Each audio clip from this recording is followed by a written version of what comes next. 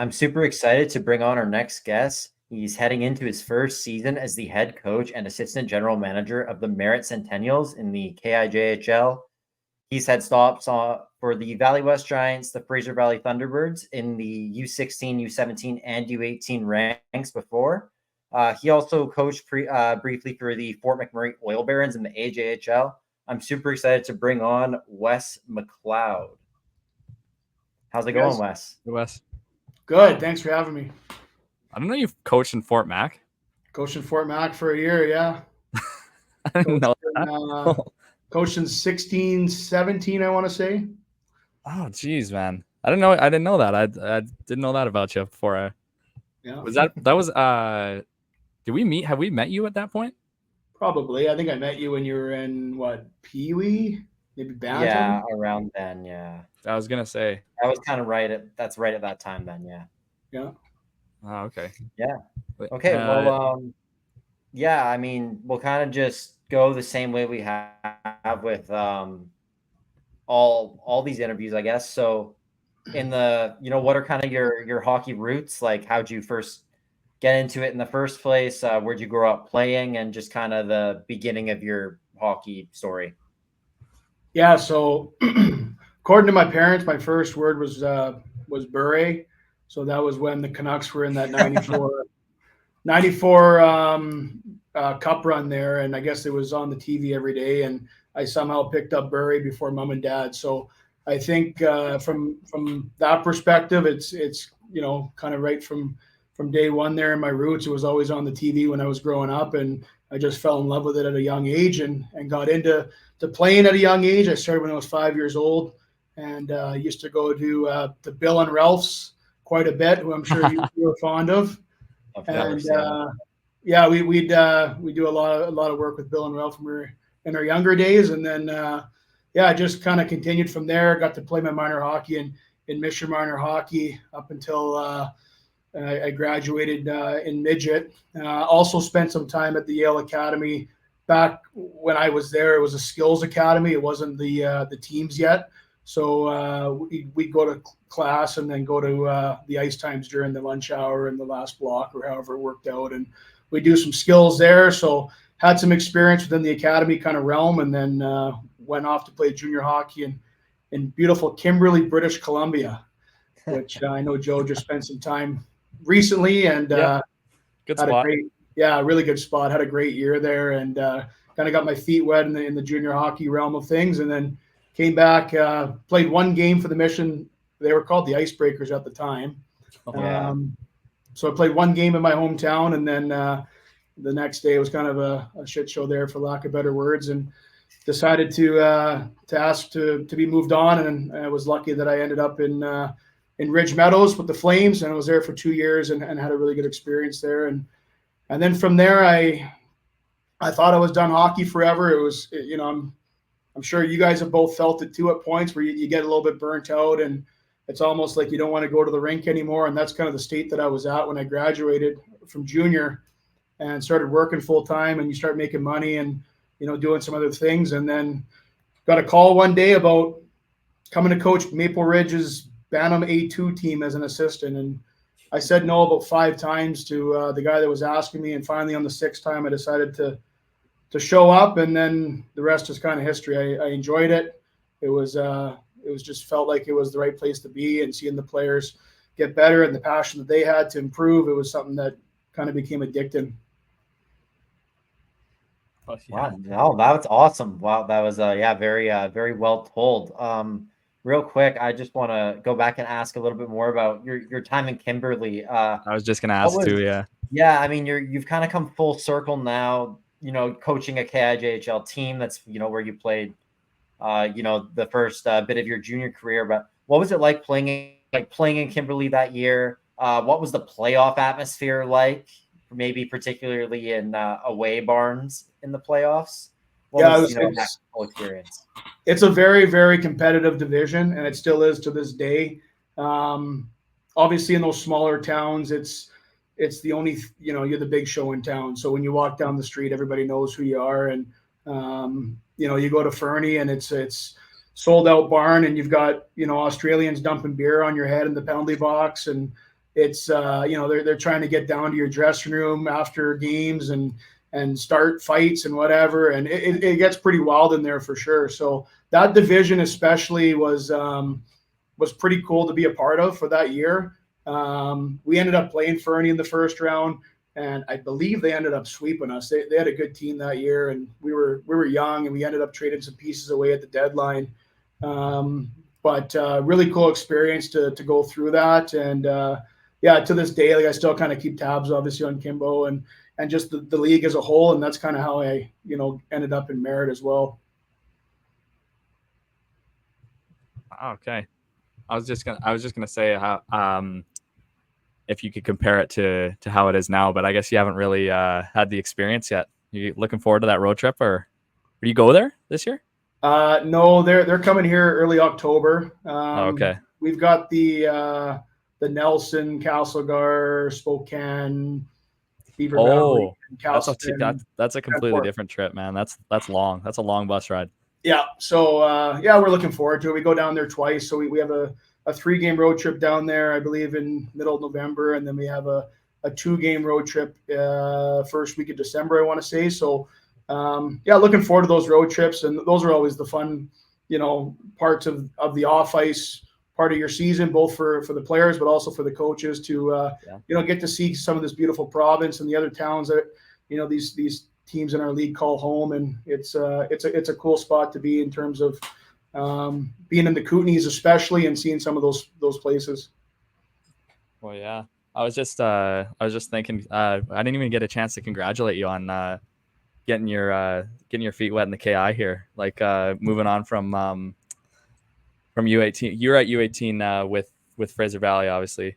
Yeah. And then how's your career progress from there? Because I know you coached Owen at one point, and the Moose. If you could talk about that and kind of how you moved on in kind of the higher level of coaching here, and how you found success. Yeah, I think for me it was just like it's kind of cliche, and it's something that the players hear all the time, but you just take it day by day and you kind of focus on the here and now. And like for me, I've learned a ton over my coaching career. I mean, when I look back, when I first got into the league, I coached the Fraser Valley Thunderbirds as an assistant coach. Man, it would have been a while ago, probably 15, 16. So we're looking at, 9 years ago. And I can tell you then that I thought I knew it all, and I didn't. And I still don't know it all. And that's what I've really learned, is that, like, you got to just keep working on your craft as a coach to find ways to present ideas to the players, find ways to communicate with the players effectively. And I think for me, like, just all those years at the U16, U17, U18 levels really prepared me for this year to make my first step into junior hockey. And I'm still not fully prepared. There's still a lot that I don't know, and I'm working through for the first time now, taking over a junior hockey program. And I'm not afraid to call people for help. Like, I know Joe, you're coached by Ryan Parent the last few years, and he's a good friend of mine and a mentor, and somebody that, like, obviously has been through the KI for a lot of years. So I've leaned on him a lot over the last few months for help in certain areas, both logistically or player wise, or just rules within the league and stuff. So he's been a big help over the first few months of getting this program off the ground. And I think for me, it's just staying humble and realizing that you can always get better and you can always improve. And the players are evolving as well. Like, back when I first started coaching, there was still probably more of those old school style coaches. And now it's kind of evolving to where the communication is so important. And that's something that I really learned over my coaching career, is just effective ways to communicate with players. And they're always different. Like, talking to Owen might be completely different than talking to Joe, and how you approach it. And those are things you got to build those relationships early on with the players in the season. And then I find you have more success as you go through. Nice. That's good. Yeah. Yeah, that's a great answer. Well, yeah, I mean, I guess I'll just kind of start again, like, at the start of your coaching career at the next level. Your first year with the Thunderbirds, you coached KIJHL there. Or no, not that year? Second year. Oh, your second year there. Yeah. Okay, sorry. What happened is I coached 1 year with the Thunderbirds, and then I went through the next summer, and there was a transition there with the staff. We were going from Bill Grieve to Peter Hay. Right. And so I stayed on with Peter Hay for the summer, and that's where, I helped bring in Gage to the program. And then we got going into the first part of the regular season. And that's when I got the call from Fort Mac, was early October. So I'd actually left after we had already started regular season games with the Thunderbirds. And it was a tough decision. I knew we had a really strong group, and they ended up winning it that year, the BCMML. So I wasn't part of, the season so much, but definitely part of the building of that team. Okay, gotcha.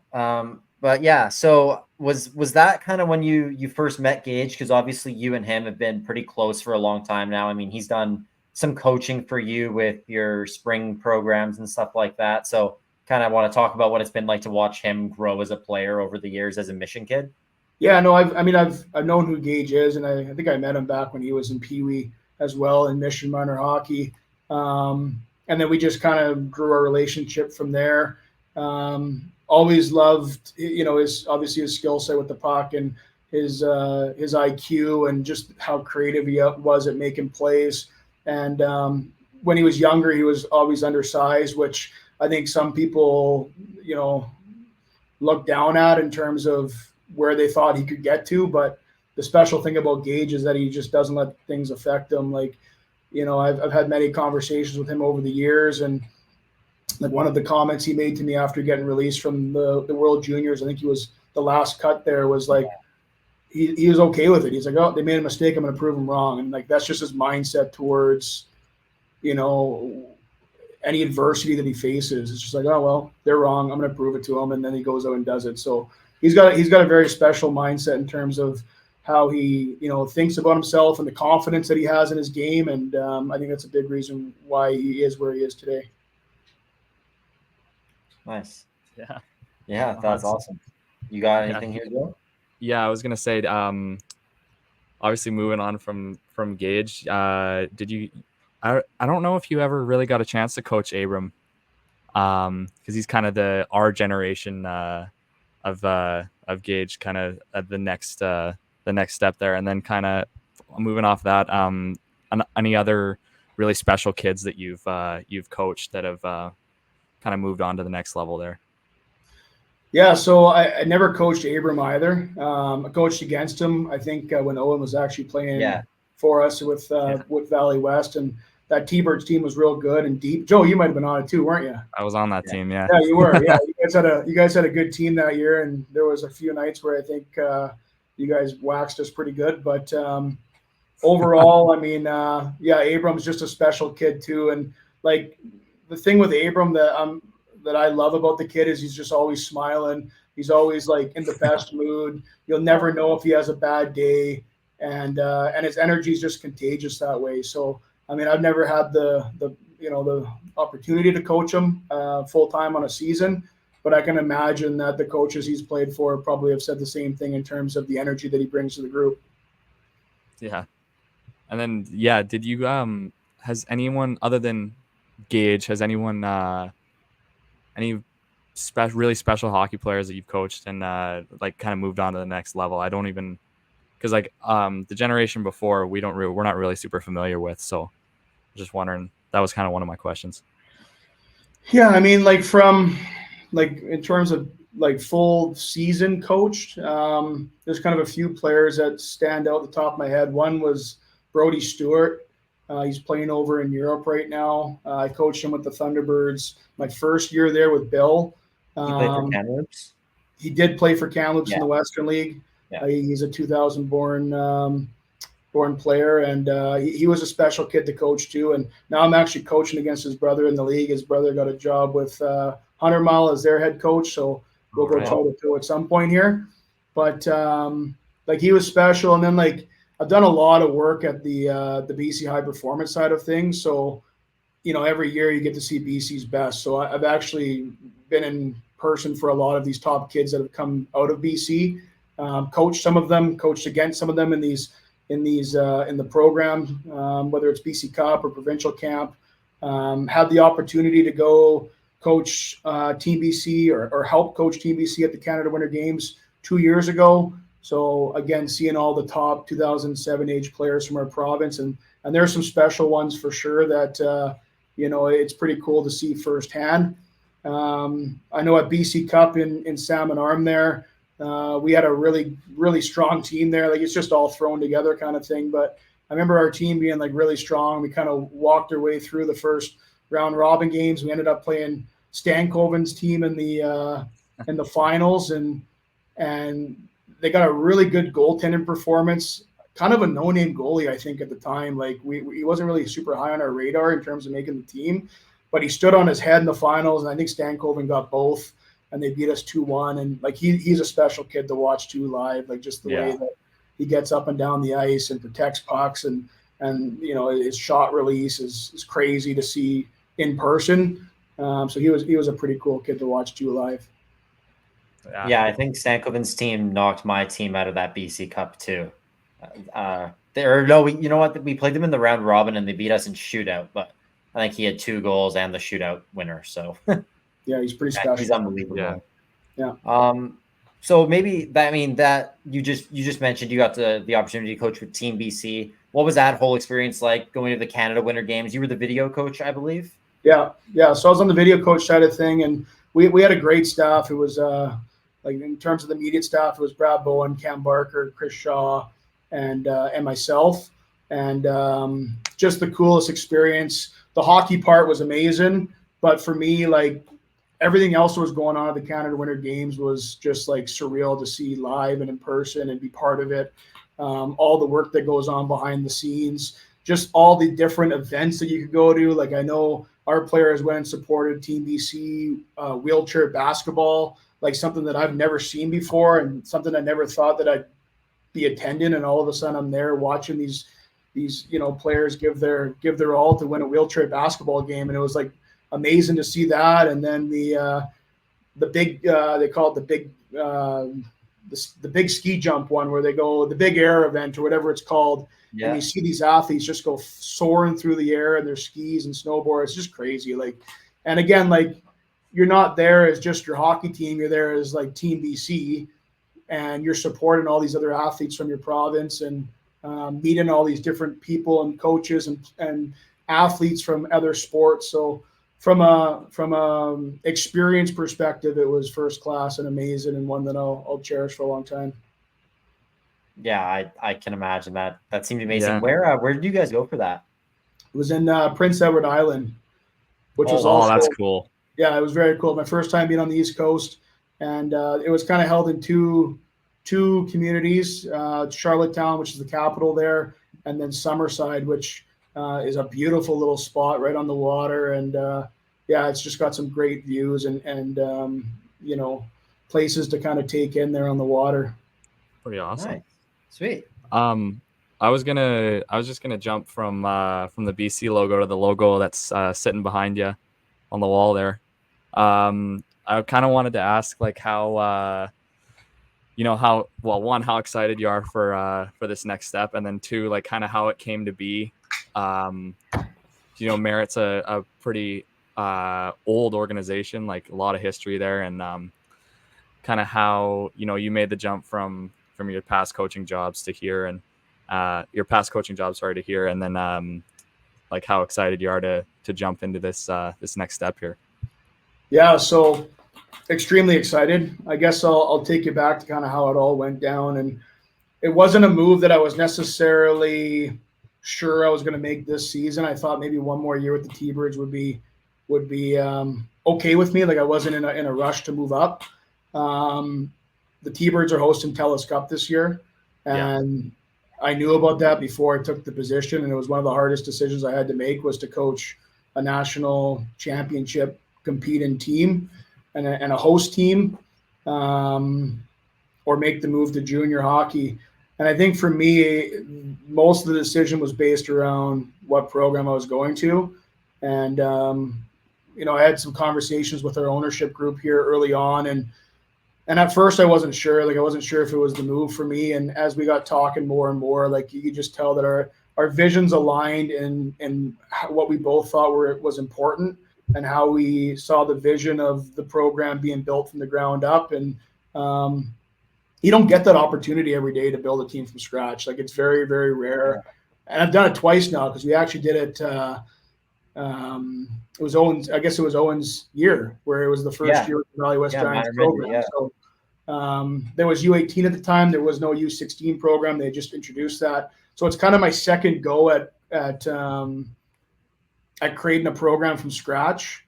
And Merritt's a little bit different, though, because like the foundation was here. Like, obviously we have the facilities, we have a lot of the staff members and volunteers are back and helping. The community is extremely passionate about this organization. So it's not like we're having to build brand right away.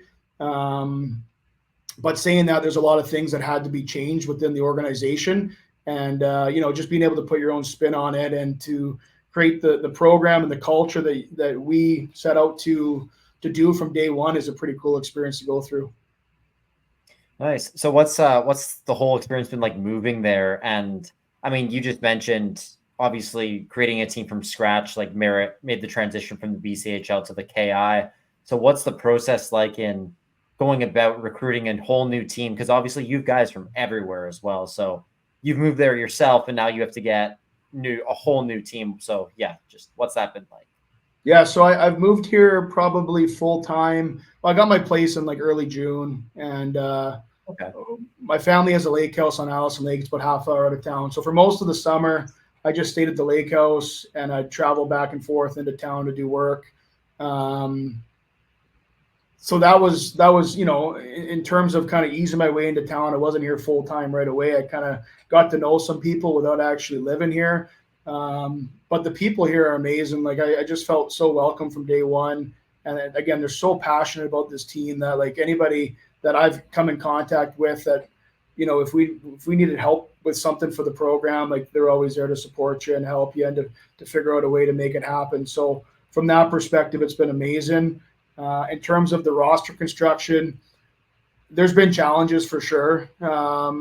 Again, like, we don't have any vets. We don't have any returning guys. There's no culture that's been built here that's carrying over from last season. We made one trade with Chase to acquire Joby Siemens and Jacob Bishop as 05s that have played in the league, so they're second-year players. And they've been instrumental in starting to build the culture in our room, and just, again, they've got the experience of a year in the league, and then you just start adding pieces around it. And for us, it's not about picking the best team, but it's about picking the right team. So finding players that exhibit our culture and the way we want to run this organization is important. So we really focused on building from the room out, finding the right character players to come into our room, into our community, into our organization that will represent the way that we want to operate. And then from there, obviously, it's the on-ice product, and you're looking to, again, build a competitive lineup that isn't all the same. Like, a lot of players are like, well, I hear this a lot, like, I'm better than that guy. Well, sure, maybe you're better at this than that guy, but maybe as a coach, I'm looking for something else, or I'm looking for, a player that provides energy or physicality as opposed to goal scoring. And like, the best teams obviously aren't made of 20 goal scorers. They're made of guys that can do different roles and do them well to the best of their ability and feel value in those roles. So I think that's something that we put a lot of onus on, is just building and getting the right pieces to form a team that can be competitive. And we feel like we're there. That's great, man. I'll tell you, playing in Revelstoke, like, having that, the culture is everything. Those guys in the dressing room, like the people that are leading when you're sitting in the office, like when the boys are together and the coaching staff's not there, it's the guys that bring the room together and keep the boys tight. And then, yeah, you just want to win with those guys. So that's great. I'm glad to hear that you're building it the right way there. Yeah, for sure. Yeah, we understand that. I mean, we're not looking to build a program that wins in year one. We're looking to build a program that has sustained success, much like Revelstoke, where every year you're in it to win the league. You have a chance, and again, you got to build the foundation first, and that's what we're focused on right now. That's great. Owen, you got anything else there? Or? Yeah, sure. I mean, obviously, well, you just kind of covered that. I mean, how many exhibition games have you guys played now? When does the season get started up? So we played 6 exhibition games. I'll tell you guys off the air maybe why we played 6 as opposed to 4, but we and you know what, like as a new organization, it was also important. Like we had a lot of kinks to work out, both on the ice, but also like, you know, in terms of our production for home games, like figuring out, you know, the camera operation, the flow sports, you know, you've got your in-game announcer, you've got your music. Like we had some kinks there for sure that we had to kind of sort out as we went through the XE part of our season. So we felt like it was important to have maybe more games than some of the other teams in our league. I think a lot of them had 4, some had 5. I think there's a few teams that might have had 6, but we felt like having the extra couple of games would do us well, both on the ice in terms of starting to build that culture and off the ice in terms of our operation and our game day and what it looks like. Nice, sweet. That's good. Yeah, have all those. You got most of your volunteers coming back. They have like the experience and they know what they're doing, right? So it's not a complete restructure, right? So you don't gotta sort everything out brand new, right? Yeah, we've got a great volunteer community here in Merritt that, again, like people love their Centennials and they're willing to help. Yeah. And there are some longtime Centennial volunteers here in this town that have been here for a long time before I got here. So, and like we talked about this with the players too, like with the history of this program, there comes a certain level of responsibility on us to uphold the history here and to make sure that we're representing ourselves the right way, not only within the confines of the arenas, but also in the community and making an impact on people's lives and the kids here in town. And so the players have done an outstanding job here over the first month or so since they've come into town of being involved in the community. We've had them in numerous community events early on. They were volunteering in the rodeo. They have been out to the Terry Fox run. They have run a minor hockey camp.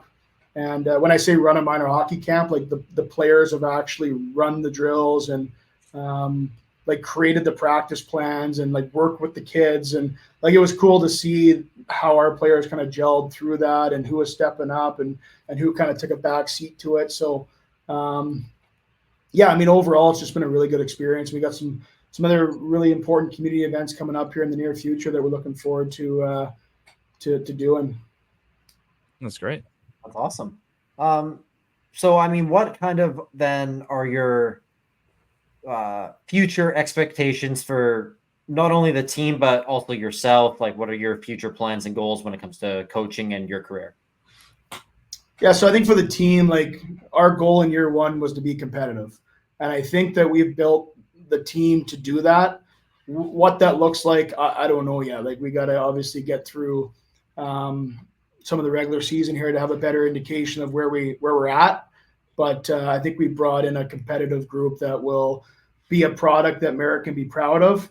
You know, if you asked me when I first got hired what my goal was in terms of year 1 success, I would say to make the playoffs.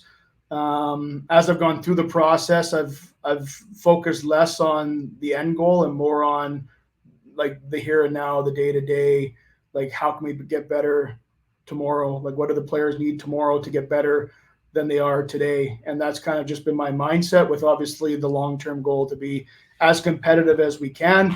And as you guys know, once you get into the playoffs, anything can happen. So,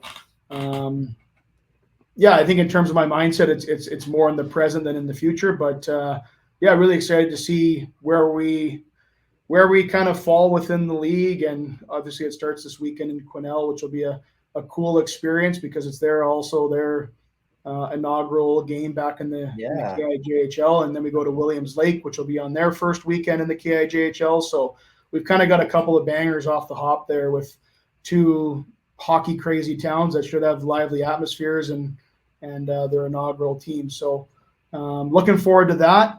And then I guess in terms of my own personal growth, like number 1 is just making this program as successful as I can. I've got a 3-year contract. I'm planning to be here for all 3 years. I've loved it here so far. I think, for me, by year 2 and year 3, we want to be competitive in the sense that we're pushing for championships.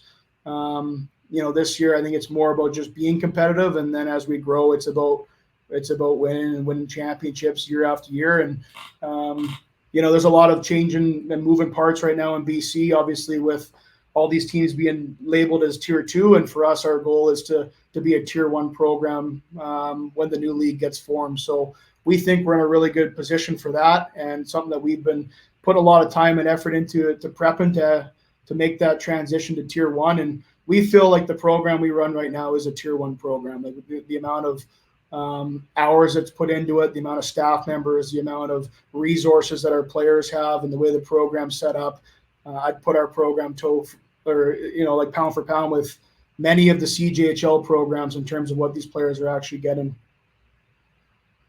That sounds great. Well, we will definitely be keeping an eye on it, watching what happens, with the future of the team along the way. I'm sure you guys will be fun to watch this year, a super competitive team.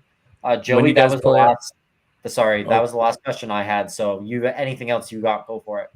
I was going to say, when do you play Revelstoke? I'll be watching that game. We play Revy. I think we played Revy 5 times this year.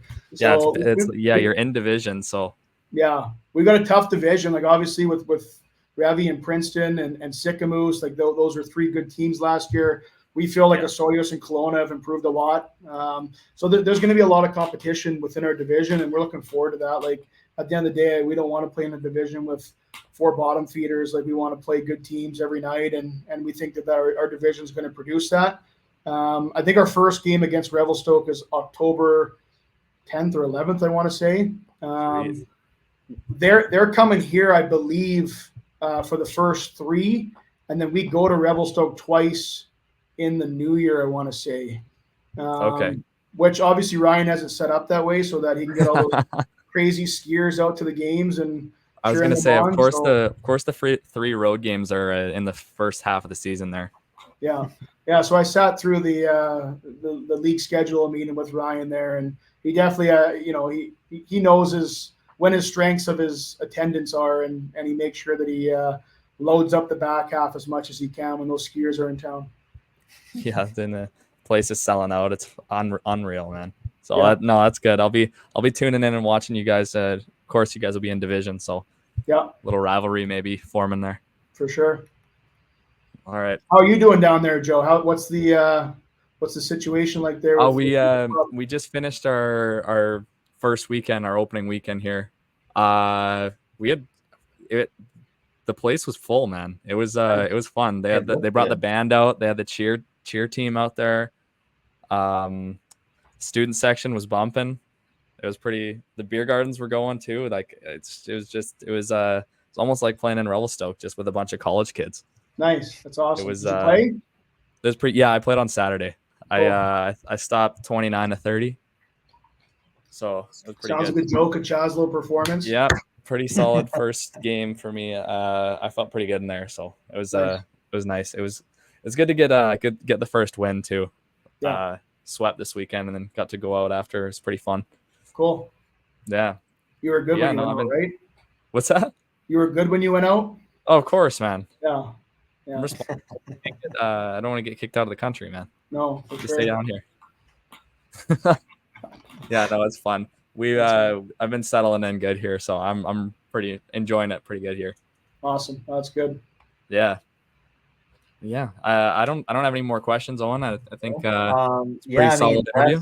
Unless you got anything else, like a story or I don't know, just anything else you got to say. Yeah. Sure. I don't know if I've told the viewers this or not, if this was on the air or off the air, but I used to have a nickname for Owen when he played for me, and it was the Moose, because he'd just go around and he'd be bulldozing his way around and pushing guys out of the way to get pucks and just taking pucks to the net without fear. And so I've always known him as the Moose, and he's always going to be the Moose to me. But you guys are doing a great job with this podcast. I've had to make that trip up to KIJHL a few times, and I always just plug it on my way up and download it. So in case I lose service, I can listen through it through the through the mountain stretch there, and you guys are doing an awesome job. So keep Thanks, promoting man. the junior hockey. You call him Moose because his legs were too long, or was it those other reasons? Well, he had long legs, but I just feel like he played like a moose. Like just, I think I don't want to say he was out of control, but there were times where I felt like he might have been out of control and just like bulldozed his way into areas. And we did a team bonding activity where we had to come up with an animal that described our play style. Oh yeah. And then we all had to go up in front of the team and say it. And I said a moose because I'm big and clumsy or something like that. And I think that's probably, kind of the early origins of it. Just but stuck, eh? He's got a better memory than I do, but yeah. And then it just stuck in my head, and then the way he played just reminded me of that animal. So that's where Moose. Yeah. all the guys Wes, from that year that I keep in touch with quite a few of them still, but they all still call me that. And they're the only that's the only time I ever had that nickname, right? So they're the only guys that call me that still. But yeah, they all still even do. I don't call the kid Moose, man. And nobody does. Nobody does except them. Then I started coaching your brother. I started calling him Mini Moose for a bit, but then I kind of veered off of it. Didn't stick as much. No. Yeah, well, yeah. All right. I got nothing else. So, Wes, thank you so much for coming on and doing this. We know you're super busy with the season getting going, so we really appreciate you making the time. Also, thank you for everything you did for me as a coach. When I was playing. But yeah, best of luck this year. Super excited to see what you do with the program, and just keep watching your success. So, thank you. Awesome. Thanks, guys. Appreciate Thanks, it. Wes.